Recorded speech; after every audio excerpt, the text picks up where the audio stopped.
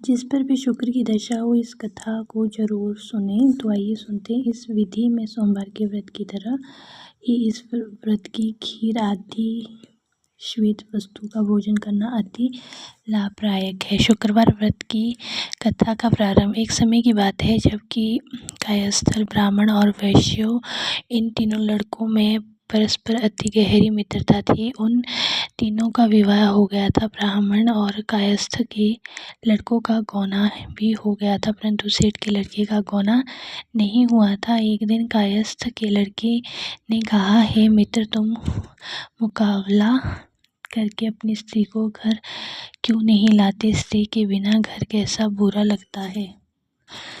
यह बात सेठ के लड़के को जच के कहने लगा कि मैं अभी जाकर मुकाबला लेकर आता हूँ। ब्राह्मण के लड़के ने कहा, अभी मत जाओ क्योंकि शुक्र अस्त हो रहा है। जब उदय हो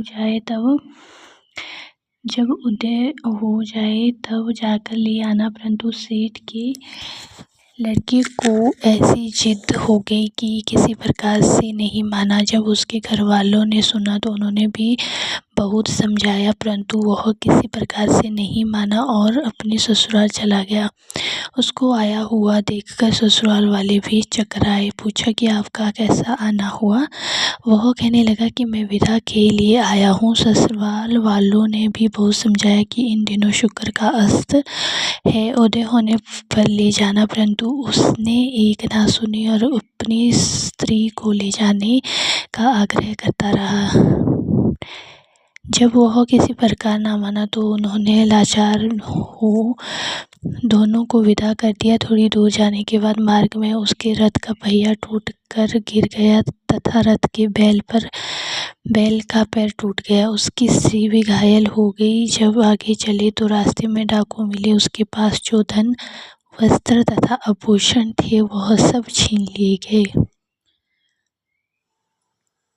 इस प्रकार उनको अनेक कष्टों का सामना करना पड़ा। जब वे अपने घर पहुंचे तो आते ही सेठ के लड़के को सर्प ने काट लिया।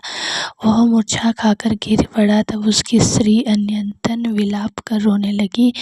उसे वैद्यों को दिखलाया तो वैद्य कहने लगे, यह 3 दिन में मृत्यु को प्राप्त हो जाएगा। जब उसके पितर ब्राह्मण के लड़के को पता लगा तो उन्होंने कहा, सनातन धर्म की प्रथा है कि जिस प्रकार शुक्र का अस्त हो कोई अपनी स्त्री को नहीं लाता, परंतु यह शुक्र के अस्त में स्त्री को विदा करा ले आया है। इस प्रकार कुल विघ्न उपस्थिति हुआ है। यदि यह दोनों ससुराल में वापस चले जाएं, शुक्र के उदय होने पर पुनः आवे तो निश्चय ही विघ्न टल सकता है। इतना सुनते ही सेठ ने अपने पुत्र और उसकी स्त्री को शीघ्र ही उसके ससुराल में वापस पहुंचा दिया। पहुंचते ही सेठ के लड़के की मूर्छा दूर हो गई और फिर साधारण उपचार से वह सर्प विष से मुक्त हो गया। अपने दामाद को स्वस्थ देखकर ससुराल वाले अत्यंत प्रसन्न हुए और जब शुक्र का उदय हुआ तब उसे हर्षपूर्वक उन्होंने उसको अपनी पुत्री सहित विदा किया। इसके पश्चात वह दोनों पति पत्नी घर आकर आनंद से रहने लगे। इस प्रकार के करने से अनेक विघ्न दूर हो सकते हैं।